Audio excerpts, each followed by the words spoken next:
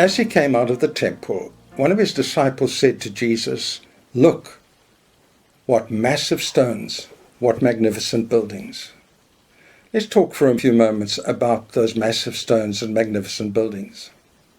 In the 9th century BC, Solomon built his temple right where the Dome of the Rock stands today. In order to do it, he cut out a platform 17 acres in size, right out of the mountainside. That alone was a great achievement. And then he built a temple so opulent that people came from all over the world to see it, including the Queen of Sheba. Then in 587 BC, the Babylonians came and totally destroyed that temple. They carried off all its treasures and the Ark of the Covenant, never to be seen again. 70 years later, Zerubbabel was given permission to rebuild the temple, and he built it in the same place. It was never as magnificent as Solomon's, but it served for 500 years. Then in 20 BC, Herod the Great decided to rebuild it. He was called great, certainly not because of any moral greatness, but because he was a great builder, and he decided that this temple would be his pièce de résistance. In order to do it, he increased Solomon's platform to 36 acres, more than twice the size of Solomon, a tremendous job of cutting and filling. And to do it, he built a retaining wall so vast that it remains one of the great engineering achievements of the ancient world. So when you see Jewish people praying at the Western Wall, or what's sometimes called the Wailing Wall, that is actually Herod's retaining wall. Now some of those stones are pretty big, aren't they? But they're nothing compared to what I'll show you. You see the archways away on the left. Inside there they have dug a tunnel all the way along the Western Wall. And in there they found the stones that form the crux of the whole structure, massive stones. The biggest one is called the Western Wall stone. It's as big as a single-decker bus and weighs as much as 50 African elephants. How they cut it and got it into place, I leave to your imagination. And then Herod set about the temple itself. He made it enormous. If I superimpose it against the Dome of the Rock, which itself is a big building, you can see how big it was, towering over the Kidron Valley. And he made it incredibly beautiful. He built it out of white marble. Now you don't get that in Israel, so he imported it from elsewhere in the Roman Empire. And he trimmed it with gold leaf. So you had this huge building, shining white and gold in the sun. It was a magnificent sight. Now Herod started all that in 20 BC, but he died in 2 BC, 2 years after Jesus was born.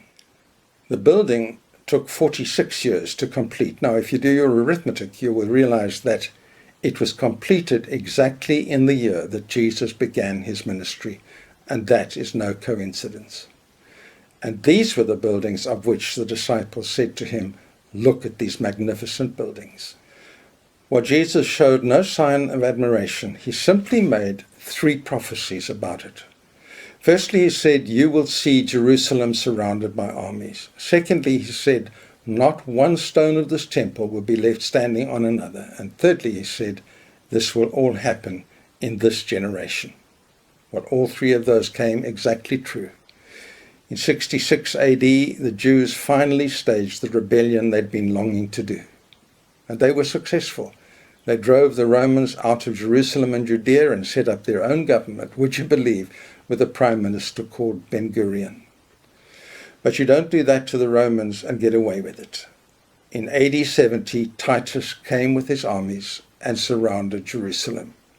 So the first prophecy came true. You will see armies surrounding Jerusalem. The siege began on the 14th of April, 3 days before Passover, 37 years after Jesus predicted it would happen. And so the second prophecy was fulfilled. It happened in their generation.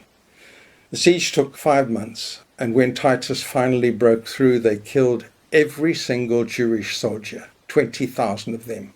And they reckon hundreds of thousands of non-combatants died as well. So determined were the Romans to wipe out this Jewish rebellion. By the way, quite a lot of those non-combatants were from all over the world because they had come to Jerusalem to celebrate the Passover and got caught in the siege. Talk about a lockdown. And then Titus gave a command that the temple must be torn stone from stone, and not only that, he then ordered that the very stones be exported from the country so the Jews could not build it again. And so the third prophecy came true. So what's the significance of all this? When Jesus made his triumphal entry into Jerusalem in chapter 11, which I've skipped over because we'll come back to it in the last 9 studies, he came as king. When 6 days later he was crucified, he came as priest. And in Mark chapter 13, he came as prophet. Prophet, priest, and king. What a saviour. But there's another significance. In Mark chapter 13, Jesus doesn't only make prophecies about the destruction of Jerusalem. He makes other prophecies further in the future. Prophecies, some of which haven't yet been fulfilled.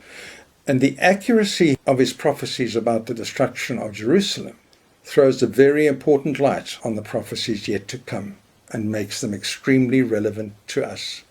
And that'll be what we'll talk about in part 2.